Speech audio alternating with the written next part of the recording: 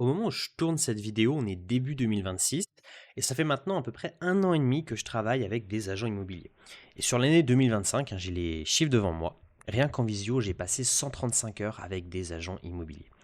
J'en ai rencontré tout type, des top espoirs réseau, des mandataires avec 34 biens en portefeuille qui en veulent toujours plus, des agents co qui veulent devenir mandataires, des directeurs d'agence qui n'ont plus de temps pour eux, et même des agents, des mandataires qui ne réussissent pas parce qu'on a l'impression que le sort s'acharne en permanence sur eux. Alors, en échangeant avec eux, j'ai pu retirer des schémas récurrents chez ceux qui réussissent.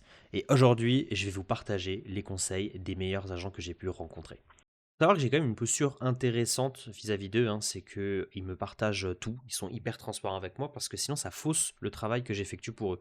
Donc je connais tous les chiffres, tous les taux de conversion, toute leur stratégie. C'est pour ça que j'aimerais vous partager quelques conseils des meilleurs. Je me suis pris quelques notes sur le côté pour ne rien oublier.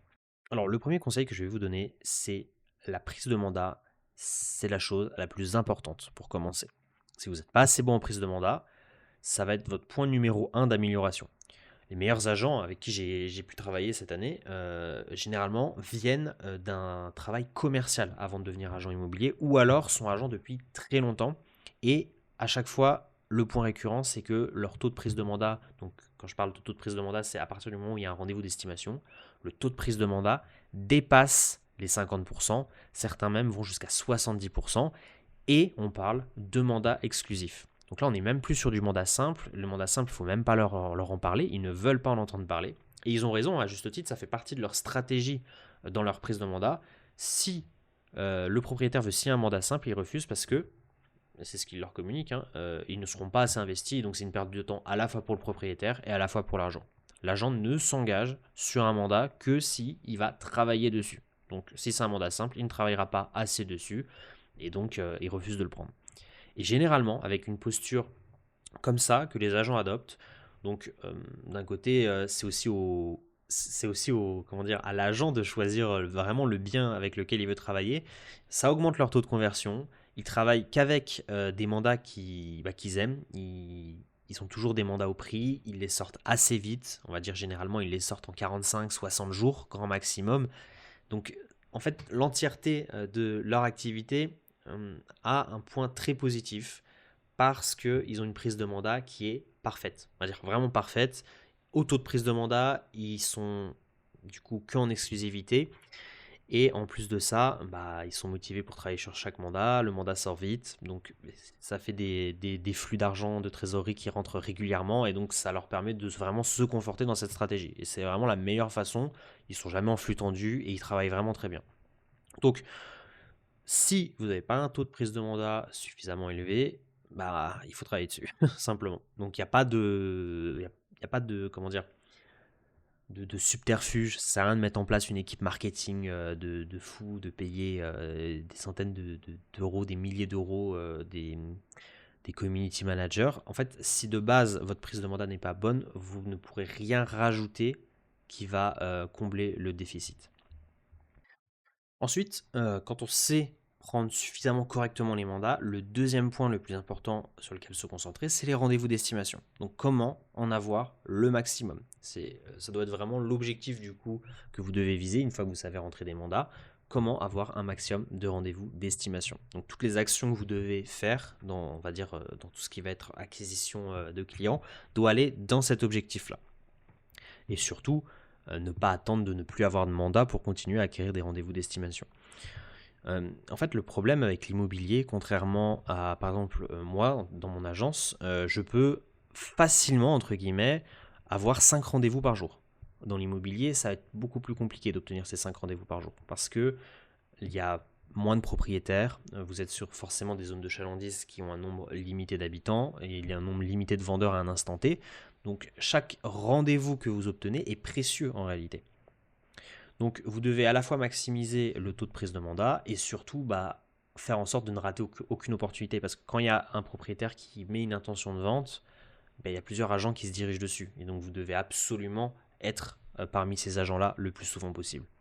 Et ça nous amène au troisième conseil qui est avoir un pipeline toujours plein le plus possible. Et pour ça, vous devez avoir un endroit où vous allez noter tout ça, vous allez stocker toutes vos données.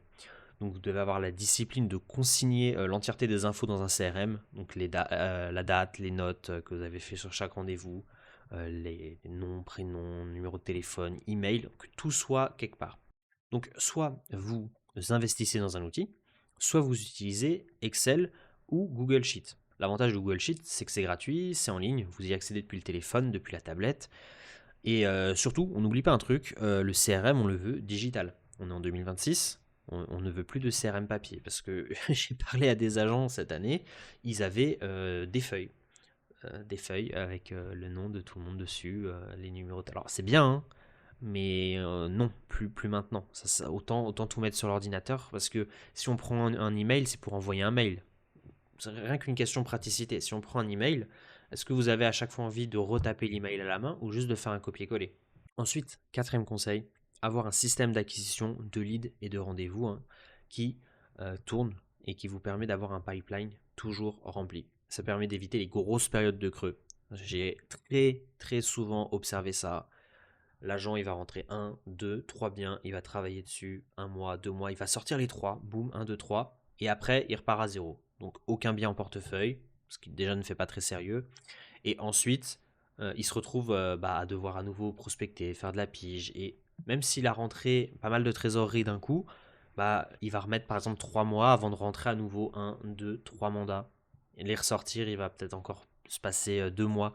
Et en fait, c'est toujours en flux tendu finalement. Et c'est vraiment ce qu'on veut éviter. Pour avoir une activité où on a le moins de stress possible, même si c'est très compliqué, il faut absolument éviter d'être en flux tendu. Et c'est pour ça qu'avoir un système d'acquisition de leads et de rendez-vous, c'est le plus important.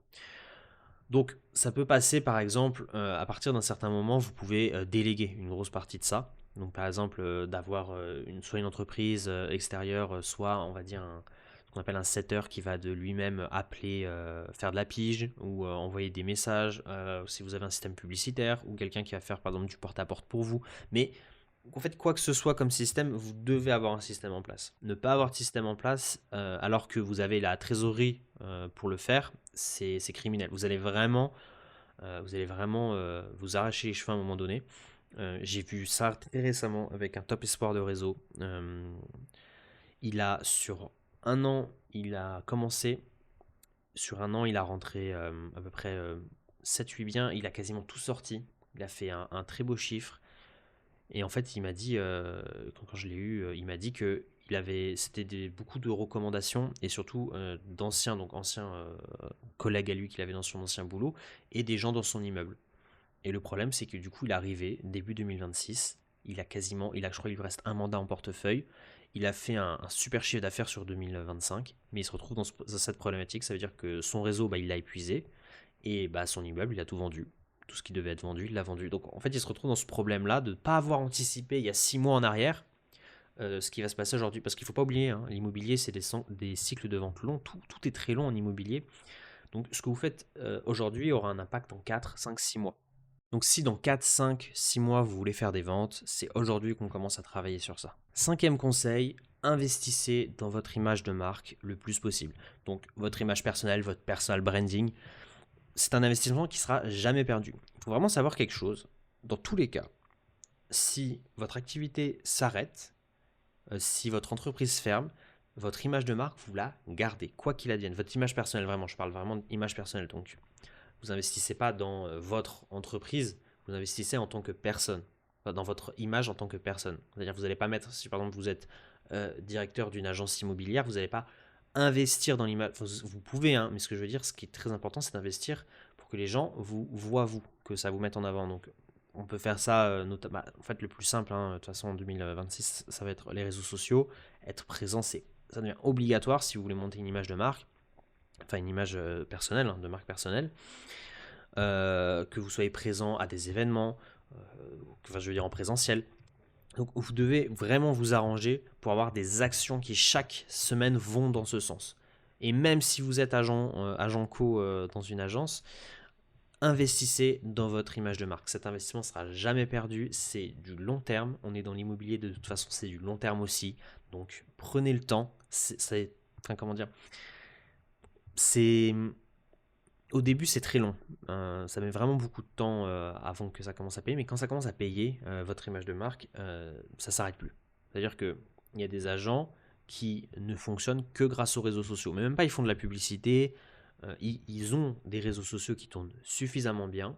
Ils sont, ils ont pignon sur rue. Tout le monde les connaît dans leur secteur. Mais vraiment, tout le monde les connaît. Et donc, quand on pense à un agent immobilier, on pense à eux. Et en fait, ils captent énormément d'attention et énormément de mandats rien qu'en étant présents. On peut dire, ah c'est super, mais en fait, on voit pas le travail qu'il y a derrière. Ça fait 3 4 ans qui tous les jours, ils sont présents sur les réseaux sociaux. Et il faut le tenir le rythme. C'est pour ça que d'ailleurs, on en vient au 6e conseil, hein, soyez hyper consistant. Il faut faire des petites actions, mais les faire hyper régulièrement. C'est-à-dire que si vous commencez à poster sur les réseaux, vous dites pas je vais poster 5 posts cette semaine et la semaine d'après vous en faites 2 et la semaine d'après 1 et la semaine d'après aucun et puis plus jamais. Non, mieux vaut se dire j'en fais 3 et chaque jour je passe 15 minutes dessus à travailler sur le post par exemple du lendemain et puis après je le mets en forme et puis je travaille dessus, je le mets en forme et vous avez cette routine là et vous gardez ça toute l'année plutôt que faire énormément d'un coup. Donc ça c'est de la consistance par exemple pour sa marque personnelle, mais il y a aussi de la consistance à avoir dans la prospection, dans les relances, dans l'acquisition de rendez-vous. Il faut vraiment faire des petites actions, mais quotidiennes. 7e conseil, maîtriser l'IA. Franchement, en 2026, il faut quand même commencer à se renseigner. Voilà. C'est une chose hein, de parler à ChatGPT, à Gemini, c'en est une autre de comprendre comment vraiment on peut utiliser certains outils IA pour aller chercher plus de productivité, pour aller gagner du temps. On va vous dire sur les réseaux, vous allez voir souvent ChatGPT va vous faire rentrer des mandats. Déjà, ça c'est faux, pas en tant que tel. Ce qu'il faut comprendre, comment ça fonctionne. ChatGPT en tant que tel ne vous fera jamais rentrer de mandat, mais va vous faire gagner du temps pour que vous consacrez ce temps à rentrer des mandats. Ça, c'est quelque chose qui est vrai.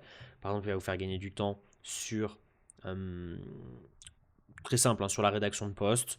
Alors, j'ai dit ChatGPT, c'est pas forcément plus adapté pour la rédaction de poste, mais on va dire l'IA de manière générale peut vous faire gagner du temps sur des automatisations, des relances, savoir quand est-ce qu'il faut relancer quelqu'un aussi. C'est-à-dire que tous les matins, vous pouvez avoir la liste, si c'est connecté à votre CRM, vous pouvez avoir la liste des gens à relancer, depuis combien de temps vous n'avez pas relancé. Vous pouvez vraiment faire tout ça. Vous pouvez faire en sorte tout simplement de rédiger pour les réseaux sociaux. Vous pouvez même automatiser la publication de posts sur les réseaux sociaux. On peut faire vraiment plein de trucs avec l'IA. C'est pour ça que ça devient absolument obligatoire en 2026 si vous voulez gagner du temps de se mettre à jour. Et pas juste de discuter avec ChatGPT de temps en temps pour lui demander bonjour, rédige-moi un post pour les réseaux sociaux pour dire que je suis un super agent immobilier. Non, on parle vraiment de quelque chose d'un petit peu plus poussé qui mérite quand même un peu de travail pour comprendre comment ça fonctionne. Et ensuite, le 8e et dernier conseil, pour moi c'est vraiment hyper important, c'est aimer l'immobilier. Alors, ça peut paraître un peu étrange comme conseil, mais en réalité, il y a un fantasme autour du métier d'agent IMO qui est complètement faux. Donc, si vous êtes dans le métier, vous le savez, hein, c'est un métier qui est dur. La plupart du temps, en fait, on est seul. Les cycles de vente sont très longs. Ça demande de la persévérance. C'est pas du tout un métier facile. C'est un métier long terme et donc si en plus de ça vous aimez pas ce que vous faites, vous tiendrez jamais sur le long terme. Donc le marketing qui a été fait depuis des dizaines d'années probablement sur le métier d'agent est vraiment très puissant et très implanté. Mais il faut en fait comprendre que malgré tout, si vous faites de l'immobilier, c'est avant tout parce que vous aimez l'immobilier. C'est ce qui va vous permettre de tenir dans les périodes où ça va être difficile. Parce que même si tout a l'air de bien aller certains jours, même si vous faites 120 000 euros de commission sur une année hors taxe, en fait, rien ne vous dit que l'année d'après, ça va pas être compliqué. J'ai eu cet exemple avec un agent il y a 3 ans, c'était 300 000 euros de commission en Corse. L'année d'après, c'était 200 000 et cette année, c'était 150 000. Là, c'est une chute. Alors, on va dire 150 000, c'est encore bien. On ne sait pas c'est quoi ses coûts. Donc, ça se trouve, il y a 70 000, 80 000 euros de coûts. Mais dans tous les cas, ça fait peur. Quand on a divisé par 2 son chiffre d'affaires en 3 ans, ça fait peur. Donc, il faut aimer l'immobilier, c'est du long terme, il faut persévérer. J'espère que tous ces conseils vous ont été utiles, hein. On est vraiment sur, comme je vous ai dit au tout début, 135 heures de discussion avec plein d'agents IMO différents, des profils différents, des gens super, des gens très compliqués aussi. Dans tous les cas, j'espère que ces conseils vous aideront. Abonnez-vous, Mettez un pouce bleu aussi sur cette vidéo. Laissez un commentaire pour me dire ce que vous en pensez, si vous aussi vous avez des conseils à partager. Et si vous souhaitez installer un système d'acquisition de rendez-vous en automatique pour votre activité, je vous ai mis un lien dans la description. Vous pouvez prendre rendez-vous avec moi et on en discute. Et moi je vous dis à bientôt.